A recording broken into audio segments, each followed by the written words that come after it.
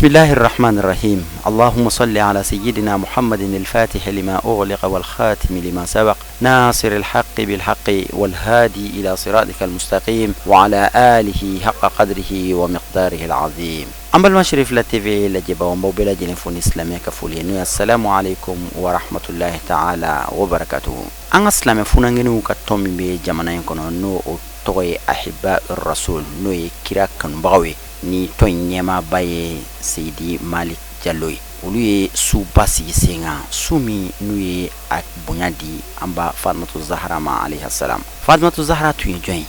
abora jona aka nyema ya kera chuli bi muso be se ka walanda jumen soro Fatimatu Zahra la karamo yu dado ni nuna ka awala wala uyemi fo angaje angolame dondo kalanden jangele do ya nyilinga ko karamo wa eba fo wati be ka yaw kumbiri nanye sangani kaya amban kunguli munde beke kumbiri ni kunguli che mumbeke kumbiri ni kunguli che Sheikhul Jalabi ko ako aleba fawe wati mi ayaw kumbiri ako awati la abe amba Fatima donto da misiri ko Allahu akbar alayha salam ala bekene chika bwana amba Fatima che amba Fatima dalendo Baqide Madina konnala akaburu donendo ni sigilembe Misra jamana ka yaro ka jande Bamako ni Dakar ka janoy tumado abi kanto kalande waya kumbiri aka lebo fo wati mina obeke amba Fatima don wati de he Allahu akbar ale karamodo aka nabi nyuman dendo kutubudo waliju dafalendo abidon bunya ni karama ni same ya kama alabi kumbiri abafo kalande wunya ayaw kumbiri abena kana adenge no Sayyidina al-Husaini o kungulo daleme romina abena kano de jura na yo jura abeta na tara aleba fo kalande wunye ayaw kumbuli sisan ambete mananga darsu hajakte nyuma Fatima ni mami nya famuya dibit se ka don ana kan baw ni ñogonte Allahu akbar ala be kene fara wati be ana kan baw ni ñogonte kene min sigira ni yoro ina ni wati ina Fatima ba kalama wani ala sonama abeki an cela yano ala kira sallallahu alayhi wa sallam en 1915 endu ka jamana kan mutigi bismillah endu ka jamana kan yoro do be ko shanak qal'a uni anglais o tumbe kelela o ka general islamo ka general atoy ko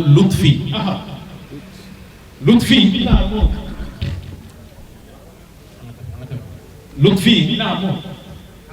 kele gwane ale de yikanto ako ya Muhammad sallallahu alayhi wa sallam ale be elu jamana kan ala kira be Madina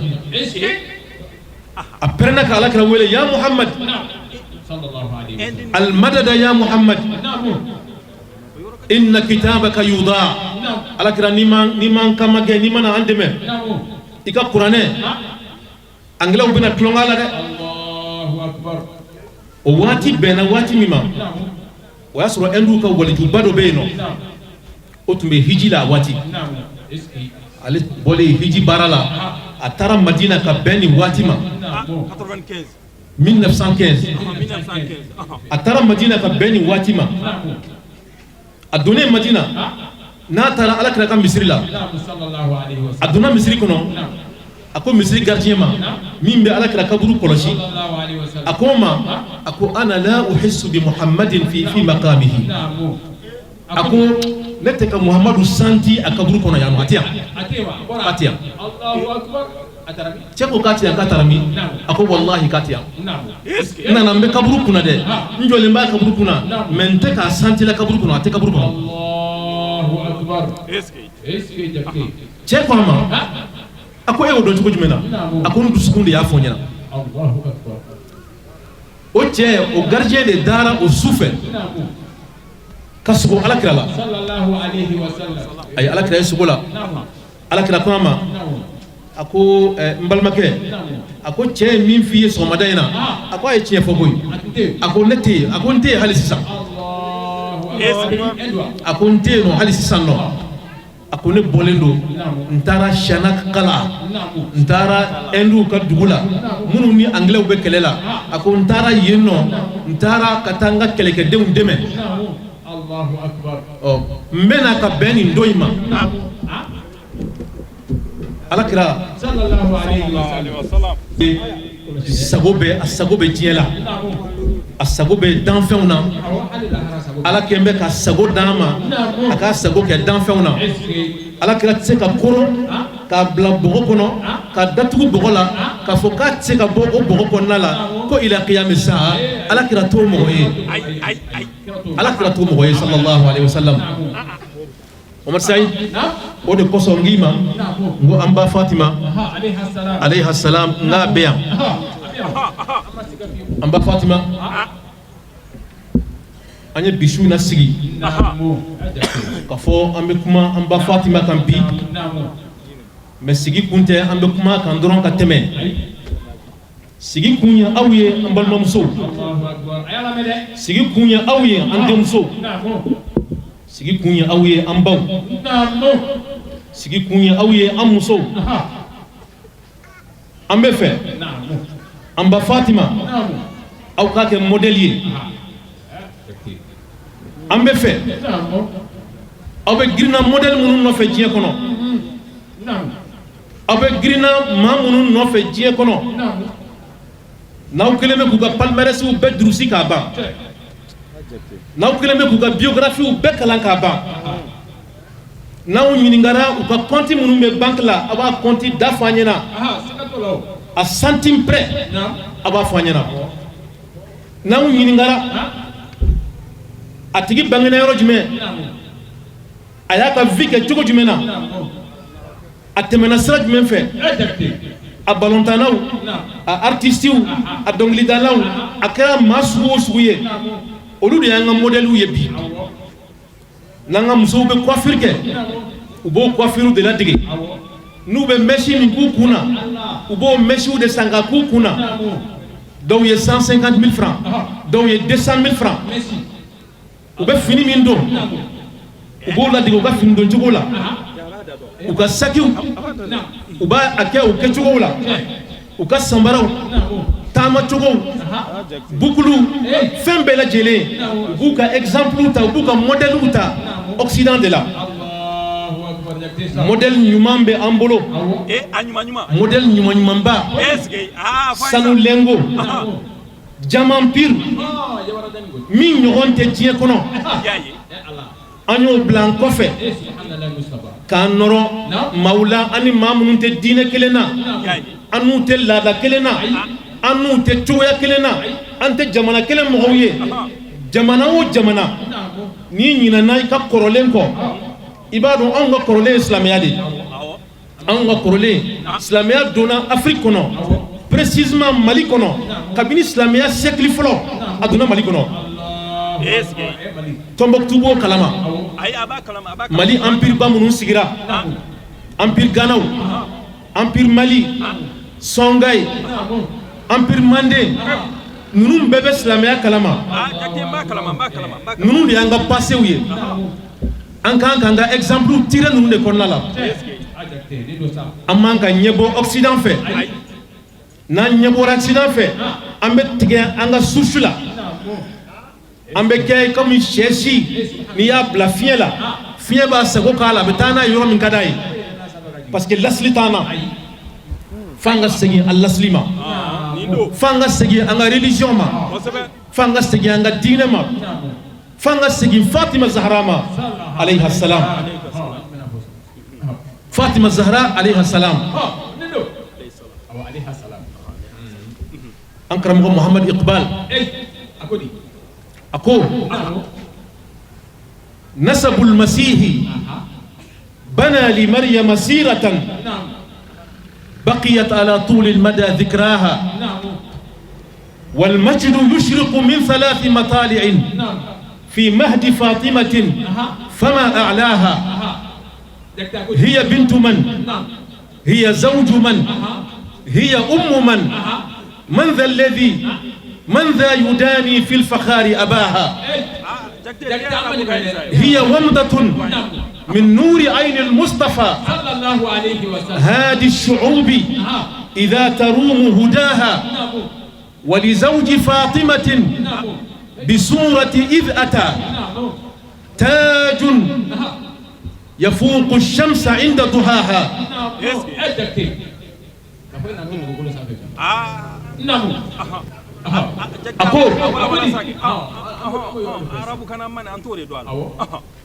أقول نسب المسيح أقول أمبا مريم نيا يا توبة فوبي سلامه وبا توفو كريتيان وبا توفو توبة فو أفريقي كونالا أبي فو أوروب كونالا أمريكي كونالا فام بلا جلفة مونا أتوبة فو عليه توسرو كو دولة سرو كو بنيا سرو يفهموا كان إنسان باين بسرو أيا سرو موندي كما parce que Nabi Allah Isa Badou ni Nabi Allah Isa Batunde a tɔgɔ tun bɛ dan a tilela waatiw ma ni maa min tɛmɛna sedubilen b'a la an ka jamana in kɔnɔ yan u bɛ quartier min na maa tɛ quartier la maa min t'a ba dɔn bɛɛ lajɛlen b'a ba dɔn n'a tɛmɛna yɔrɔ yɔrɔ la sedubilen ba filɛ a ye nin tɔgɔba in sɔrɔ ka nin jamuba in sɔrɔ ka nin dawulaba in sɔrɔ ka nin sangaba in sɔrɔ a yɛrɛ kama don wa ayi sedubilen de ye tɔgɔ in d'a ma donc ale ka sanga n'a ka tɔgɔ n'a ka jamu o bɛɛ bɔra o tile poyira yɔrɔ min na o ye yɔrɔ kelen dɔrɔn de ye sedubilen awan karamɔgɔ ko ten ko hali haramu da la ni ko Seydou Keita b'a fɔ ko hada min mali donc olu ka du yɛrɛ bɛɛ tɔgɔ sɔrɔ u ka du ka tɔgɔ n'u ka du ka jamu an'u ka du ka sanga bɛɛ lajɛlen a tile bɔra min Seydou bilen an ba Mariama ka tile bɔra min Isa kalamullah ale ta ye bɔyɔrɔ kelen de ye ale ka tɔgɔ o ye c'est-à-dire o tile bɔra yɔrɔ min na bɔyɔrɔ kelen pewu o bɔyɔrɔ kelen ye jɔn ye o ye Nabilahi Isa de Muhammad Iqbal ko a ko wal majdu yushriqu min salasi matali'in fi mahdi Fatimata fama a'laha a ko nka an ba Fatimatu ka bonya an ba Fatimatu ka bonya n'a ka sanga a n'a ka tɔgɔ n'a ka dawula a n'a ka yanga o bɛ bɔ yɔrɔ min na o tile bɛ bɔ yɔrɔ min na o ye bɔyɔrɔ saba de ye bɔyɔrɔ saba a bɔyɔrɔ belebele fɔlɔ ye min ye hiya bintu man hiya bintu man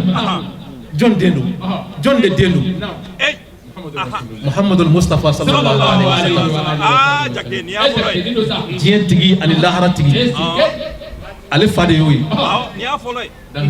Alkawusara tigi mizanu tigi siratu tigi o ye jɔn de ye Alakira Muhammad sallallahu alaihi wasallam hadamaden jurumutɔw olu surana donbaga yawmal qiyama jɔn de don Muhammadul Mustafa sallallahu alaihi wasallam arjinɛ doni a code secret min bɛ arjinɛ doni la ni sera da la ni y'o fɔ arjinɛ bɛ dayɛlɛ ye a code secret ye jɔn ye an ba Fatima fa de don Muhammadun Rasulullah sallallahu alaihi wasallam ni donna arjinɛ kɔnɔ arjinɛ a immeuble daw a chambre daw a villa daw code secret kelen dɔrɔn de b'a la o ye jɔn tɔgɔ ye e tɔgɔ don wa Muhammadul Mustafa sallallahu alaihi wasallam o ye jɔn de fa ye an ba Fatima radiyallahu ta'ala anha alayha salam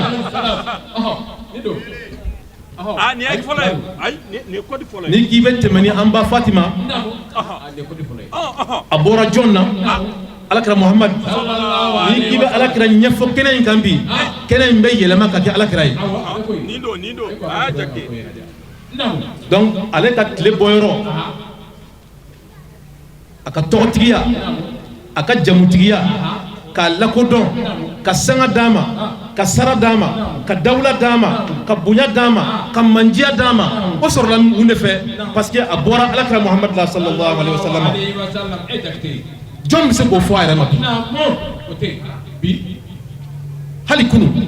sila jom se ko fo yerema ote o mo gote akilim pedro la Russie bili namo décor min bala dessin min bel la Russie bili la to akilim pedro muhammadun rasulullah ore amba fatima faye alayhi salam namo eski donc aleka akat le boyro namo aka togotigiya soro yoro o doye alakira ye sallallahu alayhi wa sallam o yere doron wasara togotigiya في هذا الحفل العظيم المبارك دائما أنتم تذكرون بسيرة النبي صلى الله عليه وسلم وآل بيته العطرة، وأنتم يعني يظهر عليكم سمات الإيمان وبهاء الإسلام حينما تقومون بمثل هذه الأعمال. ay ka fo limaniya ani alakira kanu ani alakira sumo kanu sallallahu alaihi wasallam o de ambla kenen sigilila ko ale nana ay limaniya tamashin mogola ay limaniya node mogola donc ko vraiment abe aw fo ni kenen kan kuma min fora ni kenen ka ale nyana ay ale jigifa vraiment ay a hakli sigi islamiya tabulo la mali konna la donc mun kumana uluka ko temenen ko fe ako ale be fe ka dakunya kelen dron fo amba fatima ka kasroka kuma seme kuma baqawla. نشأت في بيت عريق في بيت النبوة، وهذا أمر طبيعي وأمر عظيم أن يتقدم لخطبتها كثير من الصحابة، فردهم النبي صلى الله عليه وسلم ردا جميلا، حتى جاء إليه علي رضي الله عنه بعد معركة بدر بعدها بأشهر، فطلب خطبتها والزواج منها، طلب خطبتها والزواج، طلب ذلك من رسول الله صلى الله عليه وسلم، فوافق النبي، ففرح سيدنا علي فرحا شديدا. لكن أنا أرى أمرا بأن عندكم هنا سنة عظيمة أنتم تحيونها، وهي عندكم مشهورة، سنة التعدد، تعدد الزواج، فكما طاب لكم من النساء مثنى وثلاث ورباع، ونحن في مصر ظلمنا ظلما كبيرا في هذا الأمر، فعندنا هذا الأمر يعني من الحالات الشاذة والنادرة، فالرجل يتزوج بامرأة واحدة، فإذا تزوج الثانية إذا هناك أمر جلل يعني أو علة موجودة معروفة. السؤال: هل تزوج سيدنا علي على فاطمة رضي الله عنها؟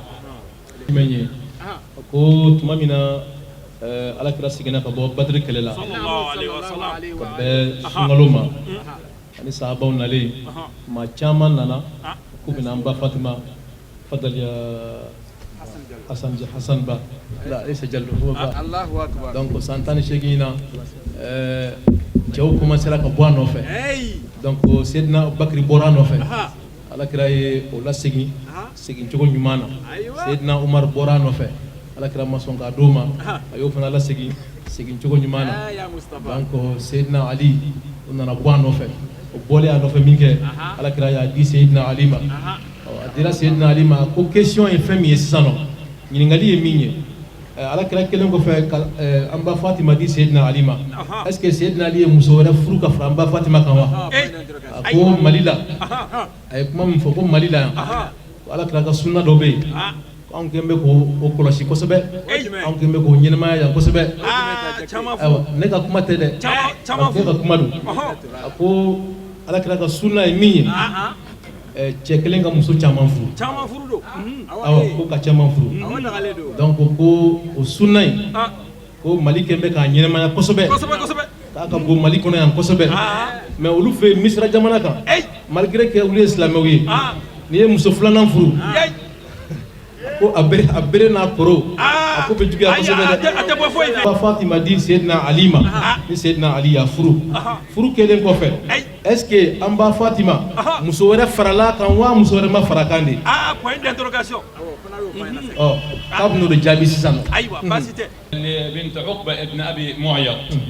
فحينما علم النبي الكريم صلى الله عليه وسلم قال: لا تجتمع ابنة محمد وابنة عدو الله تحت سقف لرجل واحد.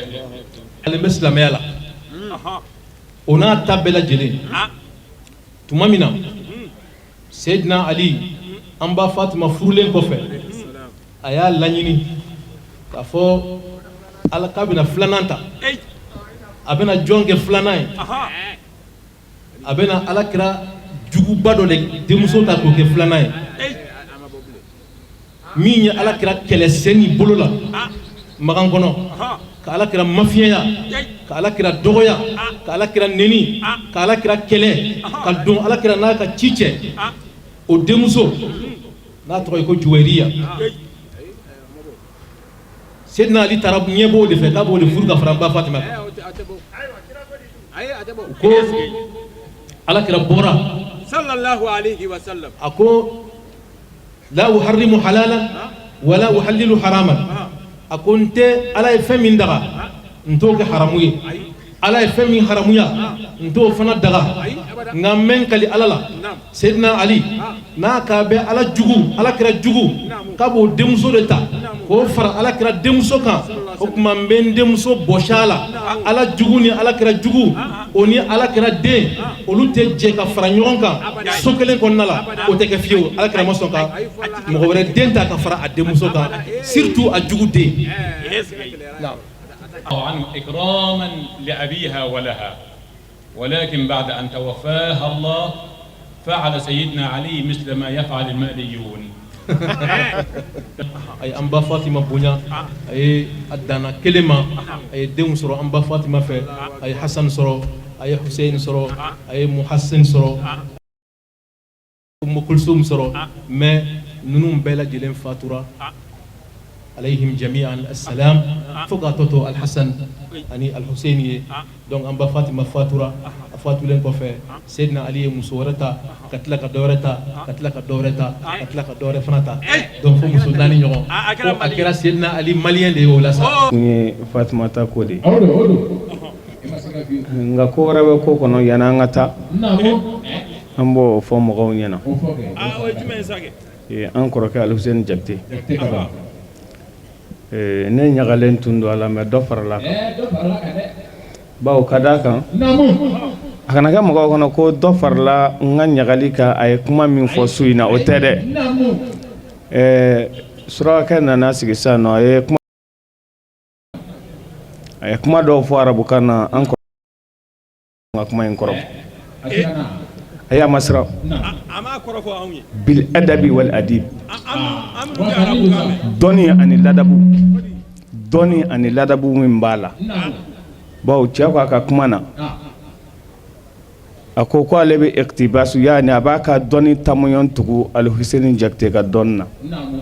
bawo al Hussein Jakte bala ka kuma munun fo ni kuma sanmo aba fara bukana ka labanga taradi bamanangana alete bamanangame mais min bɛ ka fɔ arabukan na ale tulo b'o la ni ɲɔgɔn mɔgɔ hakilima ni kuma sanumanw o b'a la ka bɔ nin da kɔnɔ vraiment ale sewara tɔgɔ de mais mun y'a bɔ arabu jamana kan ka se anw fɛ yan ni waraba tora kungo kɔnɔ ka ɲini fɛn sɔrɔ ni kalo jɔra n'a tora misɛnya la a tɛ kɛ baduru ye ni suraka gɛsɛ kun tora numan suraka gɛsɛ b'a fɔ gɛsɛ ma ko akhdar n'a kun tora numan jamana kan a kun tɛ kɛ ka farafin muso ɲin tereke Mali la yan mun ni Fatumata ko n'a tun tora Maka ni Madinɛ Fatumata ko kun bɛ dan sira la o Fatumata yi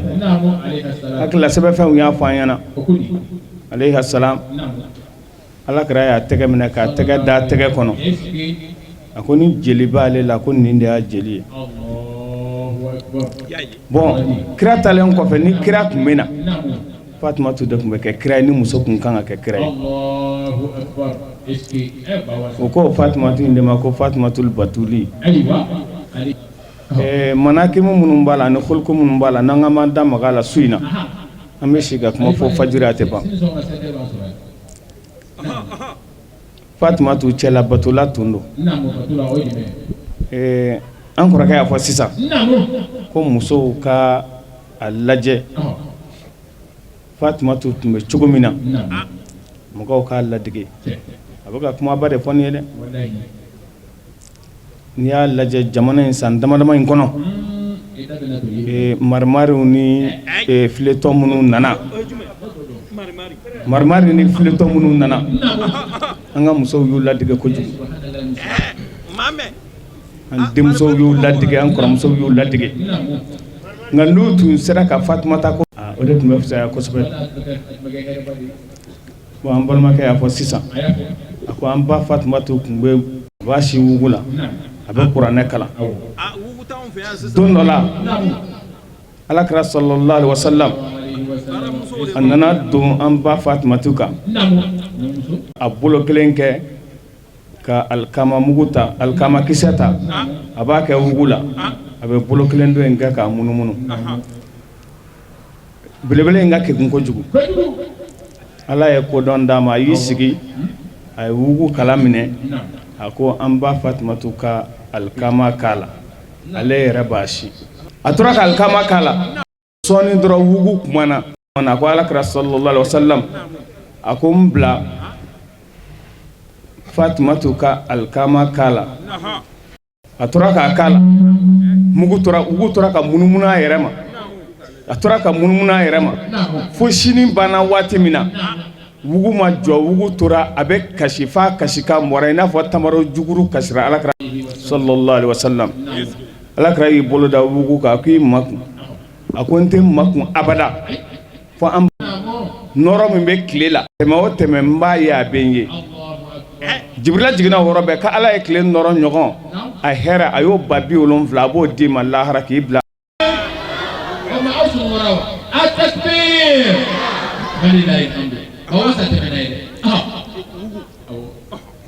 o an ba Fatumata kira alayhi salatu wassalam gɛlɛya tun bɛ yen tamaro bɛ balabala tamaro ko yɛrɛ nana gɛlɛya tamaro yɛrɛ tɛ sɔrɔ Ala ko an ye su k'aw ye sutura ye ka tilefɛla k'aw ye a ka bɔ ka dɔ k'aw yɛrɛ belebele bɔra waja'alna layla libasa wan nahara fo maa si k'i da so kɔnɔ kira bɔra alayhi salatu wassalam a taara don nakaforotigi dɔ kan a ko yala i bɛ baarakɛla ta wa fi hayhati nakara a bɛ kɛ cogo min na a kɛcogo dɔnnen tɛ cɛ ko ko ɔhɔ mais jurufilen kelen o jurufilen kelen ɲɛ kelen n bɛ tamaro den 2 d'i ma juru fa ɲɛ kelen kira ye juru jigi ale sira a ye juru ɲɛ kelen bɔ a ye tamaro den 2 da a ye juru jigi a ye tamaro den 2 da a ye juru jigi juru sira cɛmancɛ la juru tigɛra tun b'a la ale den 2 ali den 2 an ba Fatumata den 2 mais juru tigɛra kɔlɔntigi m'a ɲɛɲini kuma caman b'a f'i ɲɛna dɔw ko k'a y'i bolo fifa kira ɲɛkɔrɔ dɔw ko k'a y'a da kulo kɔrɔ fo ka tɛgɛ denkɔni 5 nɔ bɔ kira kulo kɔrɔ bon kira nana alayhi salatu wassalam a nana ni tamaro den 4 ali y'i sigilen to ka bolo nɔ ye kulo kɔrɔla la an ba Fatumata y'a ye ko anw tɛ tamaro dun f'i ka a bɔyɔrɔ fɔ an ɲɛna a ko tiɲɛ don a ko ne taara n y'a kɛ tan juru tigɛra o yɔrɔ bɛɛ ali bɔra foro la a ko min nana ji bɔ i fɛ yan ni juru tigɛra n'i bolo sera a ma a k'i b'a dɔn mɔgɔ min don a ko n t'a dɔn a ko Muhamadu don sallallahu alaihi wasallam o yɔrɔ bɛɛ a y'a ka sɛmɛ ta jele k'a bolo da a y'a bolo tigɛ ka bɔ a la yɛrɛ a ye bolo kunkuru minɛ Muhamadu fɛ sallallahu alaihi wasallam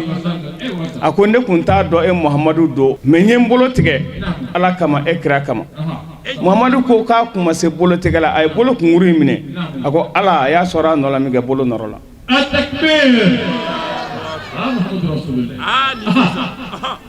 o an ba Fatumata ale de ye Al-Hasan wal Hussein ale de ye olu bange o belebele 2 sɛbɛnnikɛlaw b'a fɔ an ɲɛna cɛ nka n y'an ka seyiku ɲininka 2 don n y'an ka seyiku ɲininka sa ko min sabatilen don a ko san 1 de b'u ni ɲɔgɔn cɛ bon u bangenen komi seere kɛra dɔɔni kuma ma nɔgɔya u ma bon u ka di Alakira ye kojugu sallallahu alaihi wasallam arabudenw don u mɔ ka di don dɔ kira taara selikɛnɛ de la seliba kɛnɛ ni kira kun nana dama n'a ye Allahu akbar fili n'a ye Alahu Akibaru fili dama a b'i kɛ kalan kan mais nin don ninnu b'a kɛrɛfɛ nɔfɛ dɔɔni a fana y'a fɔ tuguni donc olu dayɛlɛlen k'u t'u ka denmisɛnniya kɔnɔna na sahababa dɔ bɛ yen nɔ k'a ma ko Muawiya n'a tun nana kira fɛ baro la alayhi salatu wasalam n'a ye Hasan ta o bɛ yɛlɛ Huseini ta Huseini b'a bugɔ disi la ko f'a k'ale bila don dɔ a taara da ka so Muhammadu sallallahu alaihi wasallam ko bi i mɔden ninnu ko ka di ne ye nka ne mana kelen ta ɲininkali gɛlɛya dɛ a ko nka komi i ye ɲininkali kɛ i tulo gɛrɛ kana maa ɲɛ f'i ye a ko Ala bɛna fɛn de bɔ e la min bɛ kɛ sababu ye ka nin kɛ seyidisu ye a ko yala a wolola wa ou bien a bɛ n jeli la de docteur y'a lajɛ sanfɛ ka jigin a k'a b'i solo la a ma bɔ fɔlɔ a fana ko n'i y'a mɛn a bɔn'a kan a sigira a kan nin muso minnu b'a bolo a taara a y'a bɛɛ a yafar'u bɛɛ ma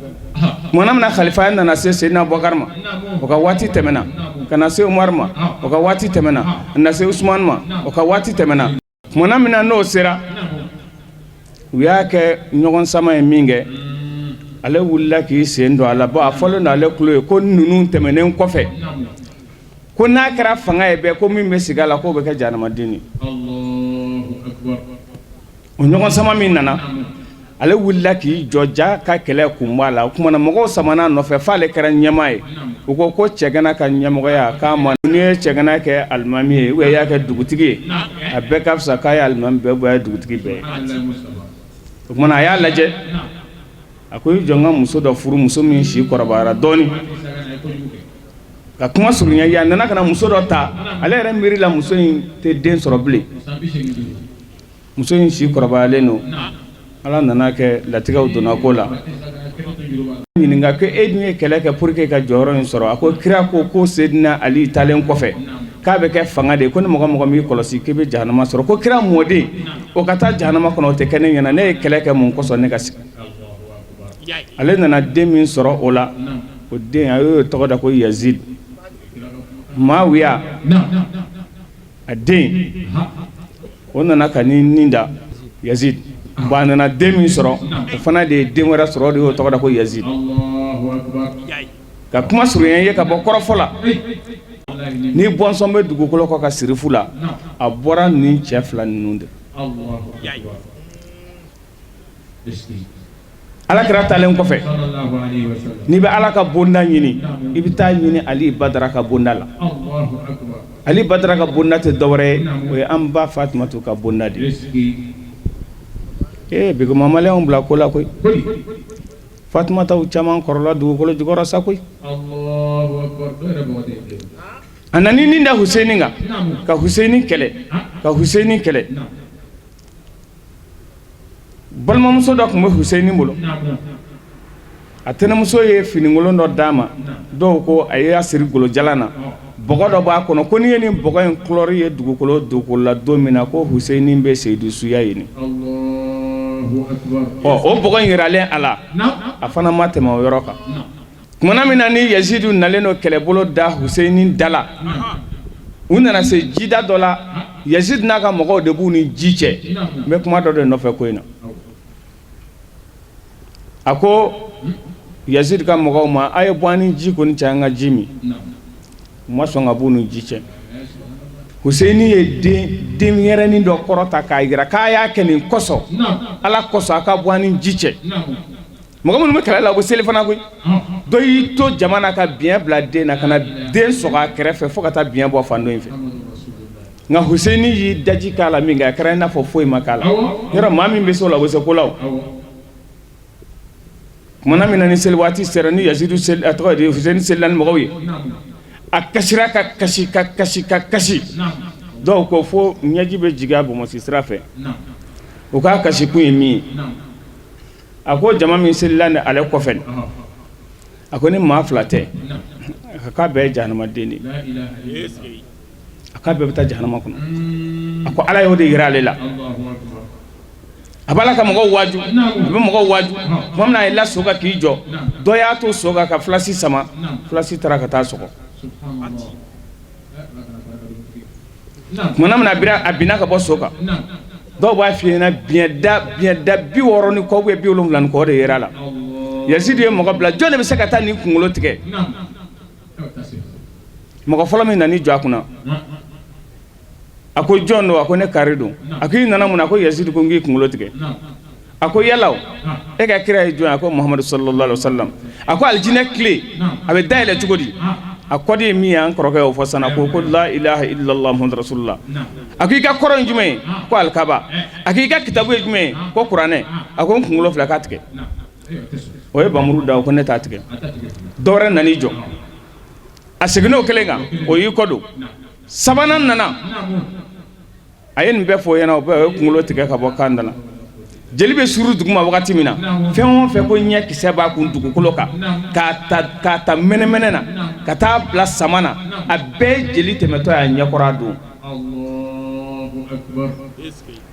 fiɲɛ jɔra fɛn fɛn fiɲɛ b'a lamaga a bɛɛ jɔra ɛri kelen ɲɔgɔn a si tɛ ka lamaga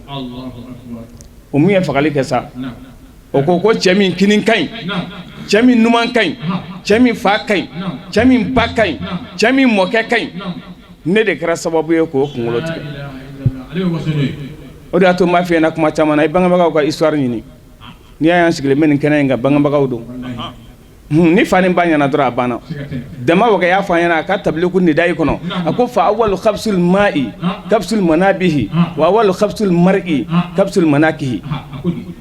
a ko sɛgɛ dugukolo ji min bɛ bɔ o la o ye sɛgɛ dugukolo de a ko adamaden ka furu yɔrɔ cɛjugu bɛ sɔrɔ yɔrɔ cɛjugu de la n'i taara fɛn ta min ma sidɔn a bɛ sidɔnbali wolo i ye hali bamanan bɛ ɲɔsi tɔmɔ de kungo kɔnɔ k'a gulon mais n'i taara san sugu la ban bɛ falen i ka foro la a ko cɛ min fa ka cɛ min ba ka a b'o la dɔrɔn Yazidi ko e ye nin kunkolo tigɛ e fana b'a la ka waso n'o ya ko dɔ ko kunkolo bɔ a da la dɔ sinna k'o fana kunkolo tigɛ ninnu ye kunkolo bila u kun ka kuma surunya ye u ye sira minɛ u bɛ taa u taatɔ la u nasara mori dɔ ale y'i to yɔrɔ jan k'u natɔ ye a bɔra k'u kunbɛn a ko mun de don a ko kira laban mɔdenkɛ kunkolo de b'an bolo a ko kunkolo de bɛ aw bolo o kumana aw tulo t'a la ni maa min b'a la ka kuranɛ kalan a b'o jaabi aw sɔnna ka ni kunkolo bila u kun ka dugu bɛɛ daminɛ o yɔrɔ bɛɛ Yazidi ko k'o kunkolo bɔ a da la dɔ sinna k'o kunkolo tigɛ kunkolo panna ka bili minɛ kunkolo ko n y'a fɔ n y'a sɛbɛkɔrɔ fɔ ashhadu an la ilaha illallah wa ashhadu anna muhammadan rasulullah u taara ni kunkolo ye u taara kunkolo bila so dɔ kɔnɔ ka maa 10 k'o da soda la k'u ka kunkolo gardi kunkolo in ye munumunu salo de k'u bolo kɔrɔ y'a fɔ sisan nɔ kunkolo dalen so kɔnɔ tuma min na su nana s'a haraba kunjo ma sɔɔni dɔrɔn yelen bɛ ala ka tigɛ cɛkɔrɔba janjan sanuma dɔ b'a la ka taama a bɛ nale a bolo fila ka ja b'a la ka nɔrɔ b'a la ka dugukolo gosi a bɛ nale a nana ka na tɛmɛ ninnu sigilen na ka don so kɔnɔ ka kunkolo ta k'a embrasser a ko ala k'i hinɛ ala ka n'i fabaw hinɛ o y'a sigi sɔɔni dɔrɔn cɛkɔrɔba wɛrɛ kun bɔra o man jan kosɛbɛ arabu bilen don a nɔrɔ b'a la ka sago o fana taamana o nana o fana ye kunkolo in embrasser o cogo kelen na k'i sigi do in kɔrɔ k'e ye jɔn ye ko ne ye an fa Adama ye k'e dun ko ne ye Ibrahima ye sɔɔni ɲɛ bɛ cɛ dɔ bɔtɔ la a bolo kelen ka jan bolo kelen n'i y'a ye dɔrɔn i ja bɛ tigɛ i jigi bɛ tigɛ i bɛ siran n'i tɛ silamɛ ye Ali Badara tɛ o nana ka na don k'i sigi sɔɔni sani dugu cɛ a bɛɛ kɛra nɔrɔ ye nɔrɔ b'a la ka sago yiriw b'a la ka salamu di mankan changera belebele b'a la ka taama kana a b'a la ka cɛrɛ nɔrɔ la ni gindo ye a nana ka na don a ye kunkolo in ta k'a embrasser ko ala k'i hinɛ ala ka ni fabaw hinɛ a y'i ɲɛsin an fa Adama ma k'o ta bɔnsi ma ko nin ye e bɔnnaw ka baara de ye a ko n to ala ye a ko Ali ma wuli cɛ 9 in a bɛɛ kunkolo bɔ a kan da la ni ye gaibu kumaw ye bɛɛ tɛ se ka nin faamuya u y'a bɛɛ kunkolo tigɛ a ko kelen ma i bɛ taa fɔ Yazidi ɲɛna k'anw bɔra yan nɔ n'i tilala fɔli la ala k'i nalo ala k'i bila diɲɛ fɛ a nana min kɛ a ko a ye kuma ɲɛfɔ Yazidi ye a y'i kɔ don dɔrɔn a nalona annalma lama nani mamin bena chemune bela nten tarodon nten kodon nten yedon atamana fatara se buguda dola cɛkɔrɔba dɔ bɛ bugu kɔnɔ o tulo b'a la a bɛ ka nin fɔ o bɔra k'a kunbɛn a ko n den k'a kɛra cogo di a ko anw de ye Alhuseyini fagabaga ye a ko aw y'a faamu ko fo nin yɔrɔ la a ko aw y'o fa e talon-talontɔ e ma dan yɔrɔ si f'e nana bɔ an ka bugu da la yan n kɔnɔ a donna a ka so kɔnɔ yɔrɔ min na a ye asɛti dɔ ta ka muru ta k'a ɲɛkisɛ 2 bɔ k'a bila asɛti la ko Huseyini fagabaga ale ɲɛ dara o kan ka na k'a bolo kungo ye lahara. O kumana anw kan ka mun de kɛ sisan anw kan ka mun kɛ n balakaw ko in bɛɛ b'aw de bolo tɔgɔ ɲuman jogo ɲuman ka y'i la diɲɛ waati fitinin de ye ne bɛ bɔ walanda la ka ladilikan min fɔ mɔgɔw ɲɛna musow n'i y'i cɛ bɔ i bolo kɔnɔ ko se b'i ye k'i yɛrɛ don i cɛ bolo kɔnɔ a bɛ fɛn bange ye diɲɛ bɛ min lakali. Baara ninnu bɛɛ lajɛlen kuncɛlen Seydi Malick Diallo ale min ye tɔn in ɲɛmaaba yɛrɛ a y'a ka nisɔndiya yira ani hakilina min ye o bila nin kɛnɛ in sigili la a ye ɲɛfɔli kɛ an ye. Alhamdulillahi rabbil alamin wassalatu wassalamu ala ashrafil mursalin sayyidina Muhammadin wa alihi wa sahbihi ajma'in. Balma Islamo assalamu alaikum wa rahmatullahi wa barakatuh. Allah subhanahu wa ta'ala tanu ka alafu ka barikada ka ɲini ala fɛ ka salatu kisi ni a nɛɛma ko caman suru alakiraba Muhammad ka sallallahu alaihi wasallam ana ka su dungu ana ka sahabaw ani maa o maa i sen da o sen nɔ la ka taa se alkiyama jɔdon ma n'o tɛmɛna an bɛ ala deli ala ka jɛ an karamɔgɔ ma Sheikh Ahmadu Tijani radiyallahu ta'ala anhu warda anna bi n'o tɛmɛna alhamdulillah an nisɔndiyalen don an walawalalen don an sewalen don an farifunnen don ka da ka bi su in na ye suba ye diɲɛ subaw la suba minnu bɛ diɲɛ kɔnɔ bi suba la parce que muso min ka bon diɲɛ muso bɛɛ ye aljinɛ musow ka kuntigi alakiraba Muhammad sallallahu alaihi wasallam denmuso Seydina Ali furumuso Alhasan ni Alhuseyni olu ba Seyida Fatimatu Zahra alayha salam an b'ale ka bangeli la su in na silamɛ tɔn de y'aw wele tɔn min tɔgɔ ko Ahibaw Rasul o kɔrɔ ye di bamanankan na alakira Muhammadu kanubaw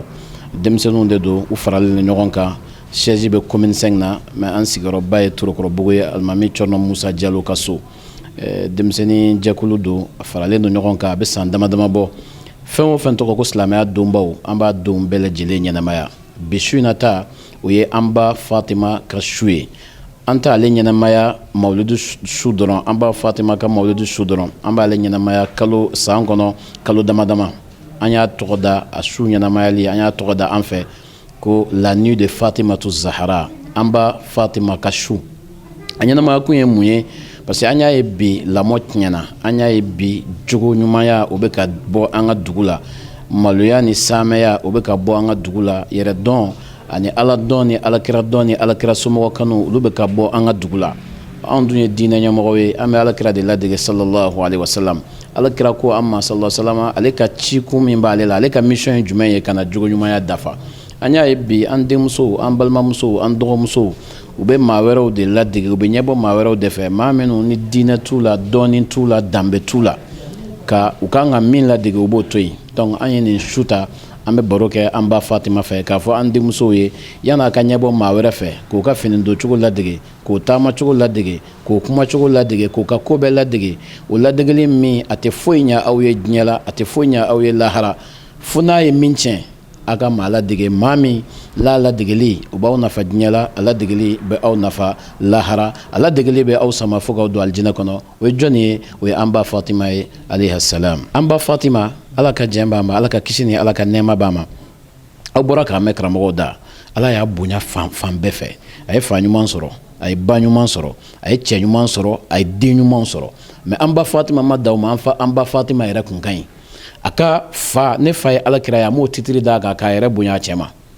ne fa ye alakira ye a m'o titiri d'a kan k'i ban alabato ma a fa ye alakira ye o m'a to sufɛ an ba Fatima ka jɔ ala ye k'a ka jɔnya yira ala la ka si ka ala wele ni kuranɛ ye ka si ka ala wele ni ala kosuma ye a cɛ ye Seydina Ali ye Seydina Ali kun tɛ fɛntigi ye amba fatima foite furula batula ama minka sayyidina ali adde hasan ni al-husaini ulu ye aljina kono funanga o ka kuntigiwe amo titri da yɛrɛ kan a ye den ninnu jogo ka silamɛya jogo dɔw la a ye den ninnu jogo ka alako jogo dɔw la ka maabaya jogo dɔw la o tuma yani an ka ɲɛbɔ maa wɛrɛ fɛ an ka ɲɛbɔ an ba fatima fɛ alayhi salam n'an ɲɛbɔra a fɛ ani ala tun bɛ cogo di